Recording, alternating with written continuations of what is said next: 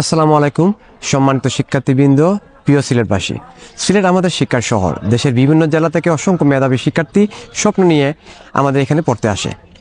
কিন্তু দুঃখের বিষয়, অনেক শিক্ষার্থী পারিবারিক, আর্থিক, সামাজিক সমস্যার কারণে টিউশন ফি, বাসা ভাড়া বা নিত্য প্রয়োজনীয় খরচ চালাতে হিমশিম খায়। এই অসহায় পরিস্থিতি কখনো কখনো তাদেরকে ভুল পথে ঠেলে দেয়। আমরা এটা হতে দিতে পারি না। আমি মনে করি শিক্ষার্থীরা আমাদের ভবিষ্যৎ, আমাদের সম্পদ। তাদের নিরাপত্তা, সম্মান ও শিক্ষার পরিবেশ নিশ্চিত করা আমাদের নৈতিক দায়িত্ব।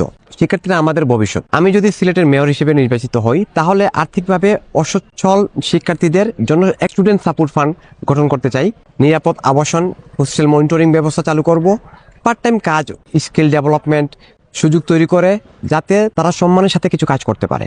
বিশ্ববিদ্যালয় প্রশাসন ও আইন শৃঙ্খলা বাহিনীর সাথে সমন্বয় করে শিক্ষার্থীদের নিরাপত্তা জোরদার করার চিন্তাধারা আমার আছে, যেটা আমরা যদি সবাই মিলে একসাথে কাজ করতে পারি, আমরা ভালো কিছু করতে পারবো। আর যদি আমি কেবল একজন সাধারণ নাগরিক হই, তবুও আমি চুপ থাকবো না। আমরা সবাই মিলে আমাদের কণ্ঠ তুলব শিক্ষার পক্ষে, ন্যায়ের পক্ষে, নিরাপত্তার পক্ষে। চলুন আমরা প্রতিজ্ঞা করি, কোনো শিক্ষার্থী যেন দরিদ্রের কারণে স্বপ্ন হারিয়ে না ফেলে, কোনো শিক্ষার্থী যেন নিরাপত্তাহীনতায় ভুগে ভুল পথে যাতে না যায়। শিক্ষার্থীরা আমাদের সম্পদ।